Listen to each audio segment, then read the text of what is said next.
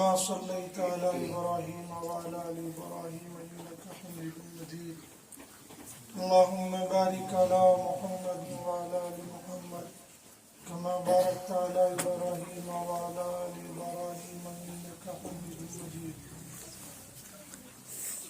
حضرات علماء کرام، مدرسۃ المہاجرین کے عزیز طلباء، ہم لوگ آئے تھے آپ بچوں کا پروگرام سننے کی نیت سے، اور ذہن میں یہی تھا کہ ختم قرآن کی مجلس ہے تو آپ حضرات اپنے برمی زبان میں کچھ نعت پڑھیں گے، کچھ تقریر کریں گے، ہم اس کو سن لیں گے، پھر اس کے بعد دعائیہ مجلس ختم ہوگا۔ تو یہاں پر ساتھیوں نے کہا کچھ نصیحت کریں، تو میرے ذہن میں یہ آیت آئی سورہ آل عمران کی، جس میں اللہ پاک نے ایمان والوں کے اوصاف بیان کیے۔ پہلے ایمان والوں کو اللہ پاک نے کچھ باتوں سے منع کیا، ان میں سے اہم بات ہے سود سے منع کیا۔ پھر فرمایا اللہ رسول کی اطاعت کرو، اس کے بعد فرمایا اللہ رسول کی اطاعت کے نتیجے میں تم کو ملے گا کیا؟ سارعوا الی مغفرۃ من ربکم وجنۃ عرضها السماوات والارض، جنت کے لیے دوڑ لگاؤ۔ جنت تو یوں بلا وجہ نہیں ملے گی، اس کے لیے تو کوشش کرنی پڑے گی۔ ان کوششوں میں سے ایک کوشش اللہ نے فرمائی ینفقون، والذین، وہ ایمان والے وہ ہیں ینفقون جو خرچ کرتے ہیں، کب؟ فی السراء والضراء، جب ان پر خوشحالی ہوتی ہے وہ تب بھی خرچ کرتے ہیں، اور جب ان پر ضراء سختی ہو، تنگ دستی ہو، غربت ہو، افلاس ہو، وہ تب بھی خرچ کرتے ہیں۔ خرچ کیا کرتے ہیں؟ جب ہم لوگ خرچ کرنے کی بات کرتے ہیں یا سنتے ہیں تو ہمارے ذہنوں میں ڈائریکٹ آتا ہے پیسہ۔ پیسہ خرچ کیا جائے تو پیسہ خرچ کرنے والے کو ہم خرچ کرنے والا کہتے ہیں۔ امام راضی رحمۃ اللہ علیہ نے اسی آیت کی تفسیر میں ایک حدیث نقل کی ہے، جس کو امام بیہقی نے بھی نقل کیا ہے، کہ ایک موقع پر حضرت نبی کریم صلی اللہ علیہ وسلم نے صدقہ خیرات کرنے کی ترغیب دی۔ تو جس کے پاس مال دولت سونا چاندی جو کچھ تھا انہوں نے وہ دے دیا۔ ایک آدمی ان میں سے یعنی ایک صحابی کھجور کا چھلکا لے کر آیا اور عرض کیا یا رسول اللہ صلی اللہ علیہ وسلم، میرے پاس یہی ہے تو میں اس کو خرچ کروں گا۔ اور چھوٹی چھوٹی چیزیں لے آئے۔ ان میں سے ایک صحابی آئے، انہوں نے آ کر عرض کیا یا رسول اللہ صلی اللہ علیہ وسلم، میرے پاس مال اور دولت کچھ بھی نہیں ہے، نہ سونا چاندی ہے، نہ کوئی اور مال ہے جس کو میں خرچ کروں گا، البتہ یہ کہ میں اپنے قبیلے میں، اپنے معاشرے میں بڑا باعزت آدمی ہوں، لہذا میں نے یہ طے کر لیا ہے کہ آج کے بعد میں اللہ کی رضا کے لیے اپنی عزت کو بیچ دوں گا، کہ جو کوئی مجھے کچھ بھی کہے گا میں اس کو جواب کچھ نہیں دوں گا، لہذا میرا یہ خرچ کرنا ہو جائے گا۔ یہاں سے مفسرین نے لکھا ہے کہ یہ جو اللہ پاک نے حکم دیا اور ایمان والوں کی صفات بیان کی، وہ خرچ کرتے ہیں، تو خرچ کرنے کا حکم صرف پیسے والوں کو نہیں دیا، مال والوں کو نہیں دیا، بلکہ قرطبی نے لکھا ہے کہ جس کے پاس جو کچھ ہوگا وہ اس کو خرچ کرے گا۔ انہوں نے مثال میں لکھا ہے کہ اگر کسی کے پاس کچھ مال دولت نہیں ہے، اپنا وقت وہ دین کے لیے خرچ کر رہا ہے، تو وہ بھی ينفقون کے اندر داخل ہو جائے گا۔ تو اس سے معلوم ہو گیا کہ مدارس میں پڑھنے والے اور پڑھانے والے یہ اس انفاق والی صفت میں داخل ہوگی، اور اس خرچ کرنے والے، چاہے پڑھنے والے ہوں چاہے پڑھانے والے ہوں، پڑھانے والے علماء یہ کمزور اور ناتواں نہیں ہوتے ہیں۔ دنیاوی اعتبار سے جس کام میں مولوی کو لگایا جائے گا وہ کسی کام میں پیچھے نہیں ہوگا۔ اس کو پتھر اٹھانے میں لگاؤ اٹھا لے گا، توڑنے میں لگاؤ توڑ دے گا، گارا مٹی بنانے میں لگاؤ تو بنا دے گا، چنائی کام میں لگاؤ وہ کر دے گا، جس کام میں لگاؤ گے وہ کرے گا۔ ایسے ہی بچے بھی ہیں، ماشاءاللہ ہم لوگ مدرسوں کے اندر علماء بھی کام کرتے ہیں، بچے بھی کام کرتے ہیں۔ خاص طور پر اگر کسی مدرسے میں تعمیر کا کام چل رہا ہو تو بچے بھی اینٹیں اٹھاتے ہیں، اساتذہ بھی کام کرتے ہیں، کبھی سیمنٹ اٹھا رہے، کبھی ریت اٹھا رہے، کبھی اور چیزیں اٹھا رہے ہیں۔ یہی بچے اور یہی علماء اگر مارکیٹ میں جائیں گے اس طاقت کو خرچ کرنے کے لیے، تو ان کو ایک دن کا کم سے کم، آپ برمیوں کے مزدور بھی 800 روپے سے کم دیہڑی نہیں لیتے ہیں۔ تو جب 800 روپیہ ایک دن کی دیہڑی مل جائے گی، اور اس مولوی کی دیہڑی کو بھی دیکھ لیا جائے گا، ادھر 800 مل رہا ہے اور ادھر اگر اس کو کیلکولیٹ کیا جائے گا، جمع کیا جائے گا، مشکل سے 200، 250، 300 روپے دیہڑی اس کو بن رہی ہے۔ حالانکہ یہی مولوی اگر مارکیٹ میں جائے گا اس مزدور کی طرح کام کرے گا، یہ بھی وہی 800 روپے لے گا، لیکن یہ مدرسے میں رہ کر اس طاقت کو وہاں نہیں، اس طاقت کو یہاں قرآن پڑھنے پڑھانے بچوں کی تعلیم اور تربیت میں خرچ کر رہا ہے، 200، 250، 300 روپیہ دیہڑی گزار رہا ہے۔ تو یہ وقت یہاں خرچ کر رہا ہے، اس میں یہ صرف وقت خرچ نہیں کر رہا ہے بلکہ یہ 500 روپیہ اس 300 روپیہ پر اور زیادہ کما سکتا تھا۔ گویا یہ 500 روپیہ ہر دن کے حساب سے خرچ کر رہا ہے، جس کے پاس مل نہیں رہا ہے، غیر محسوس طریقے سے وہ وہاں کر رہا ہے۔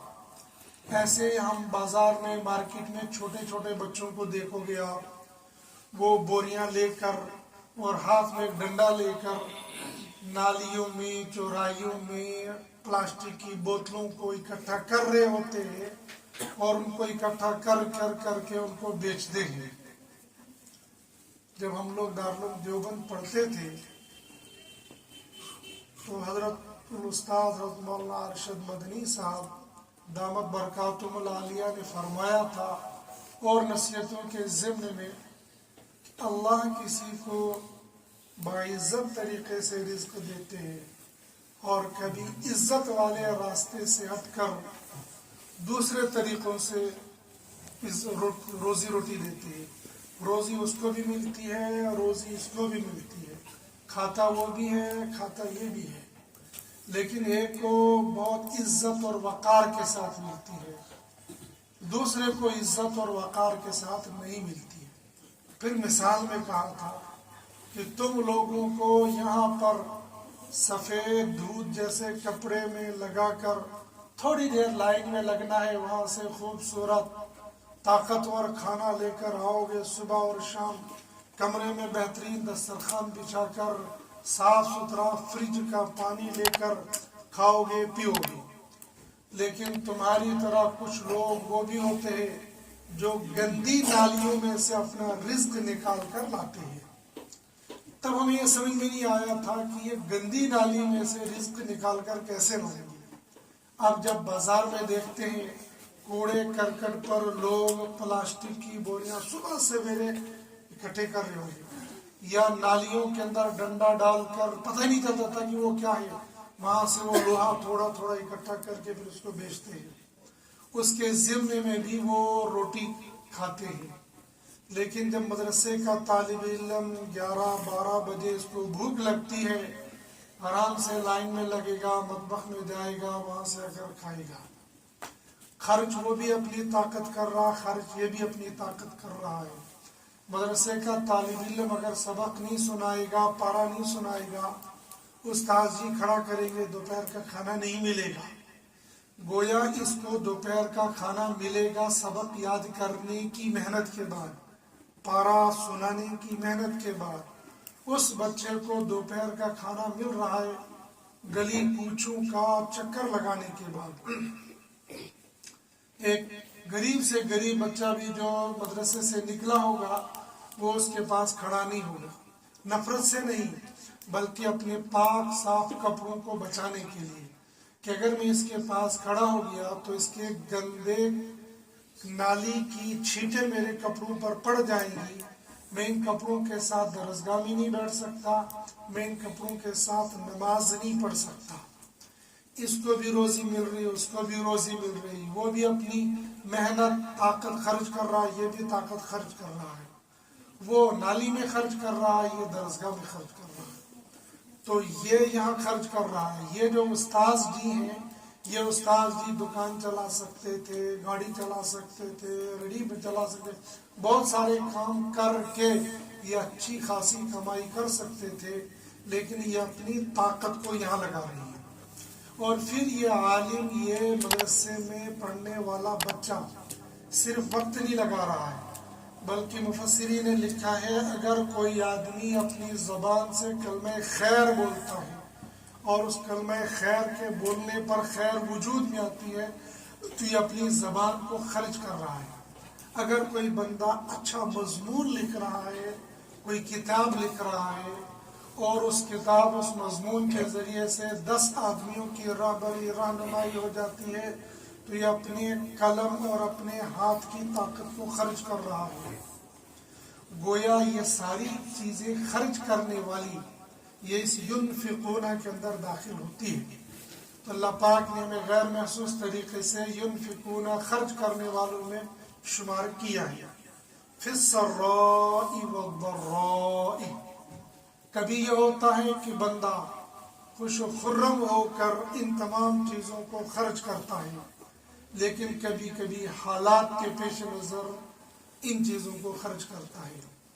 جو بندہ دین کے راستے پر چلے گا، جو بندہ قرآن کا دامن تھامے گا، وہ یہ کہے گا کہ میں ہمیشہ خوشحال والی زندگی گزاروں گا، ایسا ممکن نہیں ہے، ایسا ہو بھی نہیں سکتا ہے۔ اس کے اوپر حالات آنے ہی آنے ہیں، اس کے بغیر چارہ کار نہیں ہے، اور سیرت ہمیں یہی بتاتی ہے۔ حضرت نبی کریم صلی اللہ علیہ وسلم، اور جب بندہ یہ دیکھے کہ فتوحات کا زمانہ آ گیا، جب یہ دیکھے گا کہ دین کے پھیلنے کا وقت آ جائے گا، تب پریشانیاں زیادہ ہوں گی۔ ہم خیال یہ کرتے تھے اب تو فتوحات کا زمانہ تھا، اب تو پریشانیاں کم ہونی چاہیے تھی۔ جب حضرت نبی کریم صلی اللہ علیہ وسلم مکہ المکرمہ میں تھے تو دین پھیل کم رہا تھا اور دشمن ایک تھا، صرف بت پرستی تھی۔ لیکن جب حضور صلی اللہ علیہ وسلم مدینہ منورہ پہنچ گئے، بظاہر دین پھیلنے لگا، لیکن ادھر سے دشمن بڑھنے لگے۔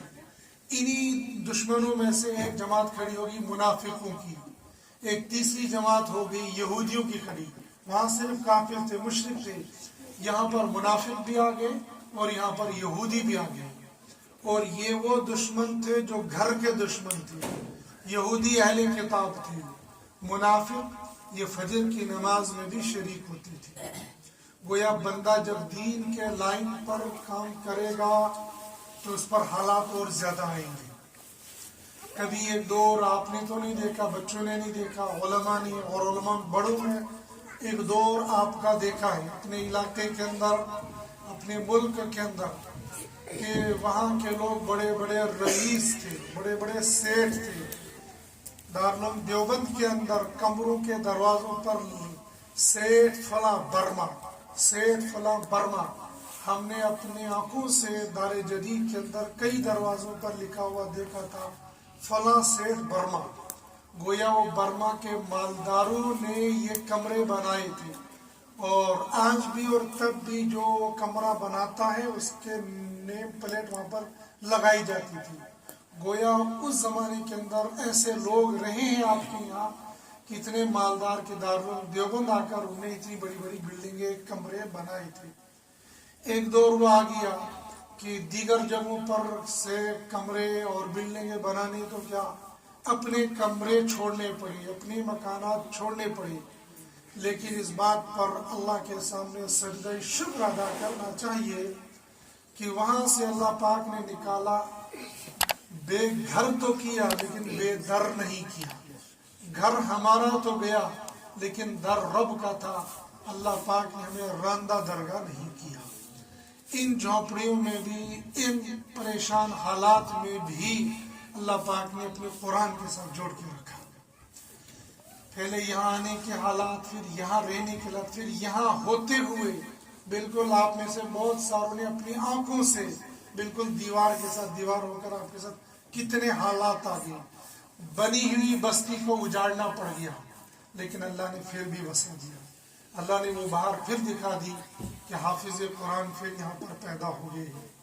تو یہ اللہ کی سنت ہے، ينفقون فی السراء والضراء، یہ خوشحالی میں بھی خرچ کرتے ہیں، اور جب ان پر تنگی آتی ہے، پریشانی آتی ہے، حالات آتے، اس حال میں بھی اپنے مال کو بھی، اپنی جان کو بھی، اپنے وقت کو بھی، اپنے کاروبار کو بھی جو ہو سکتا ہے وہ خرچ کرتے ہیں۔ آگے صفات دیگر لوگوں کے بیان کی ہے، والکاظمین الغیظ والعافین عن الناس، کبھی کبھی جذبات آ جاتے ہیں، ان جذبات میں کر میں یہ کروں گا وہ کروں گا، ایسا ہوا ویسا ہوا، اس پر صبر کرتے۔ غصہ تو آتا ہے لیکن غصے کا نتیجہ کچھ نہیں لے گا، غصے پر صبر کریں گے۔ اور ہمارے اکابرین ایسے بھی گزرے ہیں جنہوں نے غصے پر ایسا کنٹرول کیا کہ دوسروں کی ہدایت کے ذریعے بنے گئے۔ قرطبی نے ہی اسی آیت کی تفسیر میں امام اعظم ابو حنیفہ رحمۃ اللہ علیہ نے ایک واقعہ نقل کیا کہ وہ بازار میں گئے، وہاں پر کوئی آدمی ملا، اس نے کھری کھری سنا دی۔ کھری کھری کا مطلب گالی گلوچ پر اتر آیا۔ امام اعظم ابو حنیفہ رحمۃ اللہ علیہ خاموش رہے، واپس گھر میں آئے، وہاں پر کچھ پونجی ان کے پاس تھی، کچھ مال دولت تھا، وہ ایک تھیلے میں یا کٹورے میں جو بھی ان کے پاس رکھا اس میں ڈالا، اور یہاں سے وہ اٹھ کر اس گالی دینے والے کے گھر میں گئے۔ دستک دی، اس نے دروازہ کھولا، اس نے دیکھا ابھی تو اس کو سنا کر آیا تھا، پھر دروازے پر آیا، کہا تم نے مجھ پر احسان کیا، تم نے مجھے گالیاں دی، میں نے اس پر صبر کیا، مجھے اللہ نے اس کے بدلے میں نیکیاں دی، تو شکرانے کے طور پر یہ پیسہ میں تمہارے پاس لایا ہوں۔ وہ پیسہ لے تو لیا لیکن وہ شرمندہ ہو گیا، اندر گیا، توبہ کی، واپس امام اعظم ابو حنیفہ رحمۃ اللہ علیہ کے پاس آ گیا، اور آگے چل کر آپ کا شاگرد بن گیا، اور اپنے وقت کا بہت بڑا فقیہ اور عالم دین بن گیا۔ ایک وہ زمانہ تھا، اس زمانے کے اندر عام لوگ بھی قرآن کا علم رکھنے والے تھے، قرآن کو سمجھنے والے تھے۔ سیدنا حضرت علی رضی اللہ تعالیٰ عنہ کے پوتے تھے، ان کا نام تھا حضرت حسن، ایک تو بیٹے تھے دوسرے پوتے تھے، ان کا نام تھا علی، ان کے پوتے تھے آگے حسن۔ یہ حسن بن علی، ان کو ایک مرتبہ ان کی باندھی وضو کرا رہی تھی، اور وضو کرانے کے دوران میں جو پانی کا جگ لوٹا جو بھی رہا ہوگا ہاتھ سے چھوٹ گیا، تو ان حضرت علی کے اوپر وہ پانی سارا گر گیا، تو غصہ آ گیا۔ ادھر جو باندھی تھی، سمجھو نوکرانی ہم کہیں گے آج کے زمانے میں، ورنہ باندھی تھی، انہوں نے دیکھا کہ آقا کے تیور بدل گئے، آقا کو غصہ آ گیا، انہوں نے فوراً پڑھ لیا والکاظمین الغیظ ينفقون في السراء والضراء والکاظمین الغیظ، وہ جو لوگ ایمان والے ہیں وہ اپنے غصے کو کنٹرول کرنے والے ہیں۔